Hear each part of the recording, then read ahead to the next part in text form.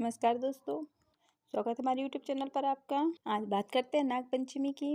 भगवान शिव के प्रिय श्रावण मास में शुक्ल पक्ष की पंचमी दिन के नागों के पूजन का प्राचीन काल से विधान चला आ रहा है।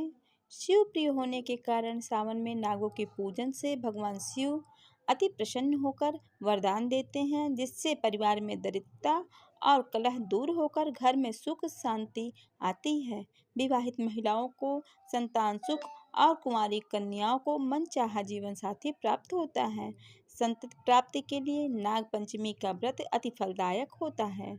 नाग पंचमी से प्रारंभ कर एक वर्ष पर्यंत प्रत्येक शुक्ल पक्ष की पंचमी को श्रद्धापूर्वक व्रत किए जाने पर संतान रत्न की प्राप्ति होती है, ऐसा शास्त्रों में वर्णित है।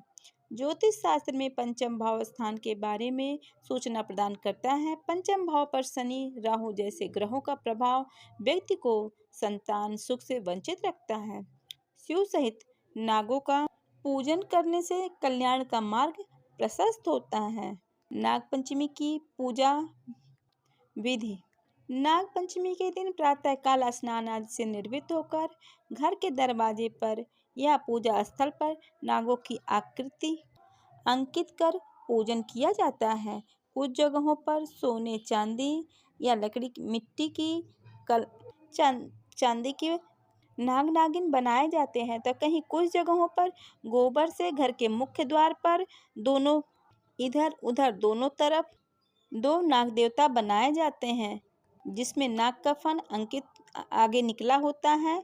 ऐसे नाग देवता बनाए जाते हैं और फिर द्वार पे ही पूजा होता है। दूध में थोड़ा सा लावा डालकर उसमें धूप कुसा चंदन अक्षत पुष्प जल रोली और चावल आदि से नाग देवता की पूजा की जाती है।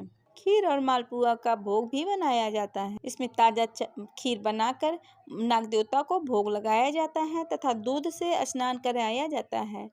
ओम नागराजाय नमः मंत्र से नागों का पूजन एवं स्तुति की जाती है तथा नागों की बॉबी में दूध खीर पुष्प आदि चढ़ाया जाता है। तत्पश्चात आरती कर नाग कथा का श्रवण किया जाता है। आइए सुनते हैं नाग पंचमी की कथा। ये सर्वबाधा से कथा सेवा और सद्भावना से न केवल हमें आशीर्वाद मिलता है, बल्कि हमारे जीवन में सकारात्मक परिवर्तन भी आता है। नाग पंचमी का पर्व हमें प्रकृति और जीव जंतुओं के प्रति सम्मान और श्रद्धा की भावना विकसित करने की प्रेरणा देता है।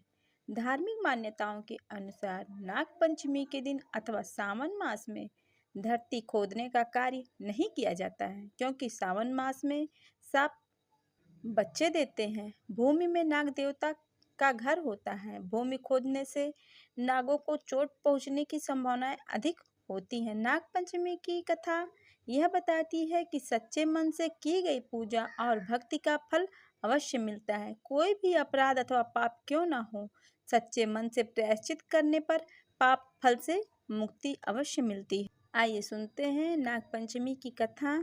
एक किसान की कथा का संदर्भ है। परिवार का मुखिया किसान ने मनाही के बावजूद नाग पंचमी के दिन खेतों को जोतने का कार्य किया।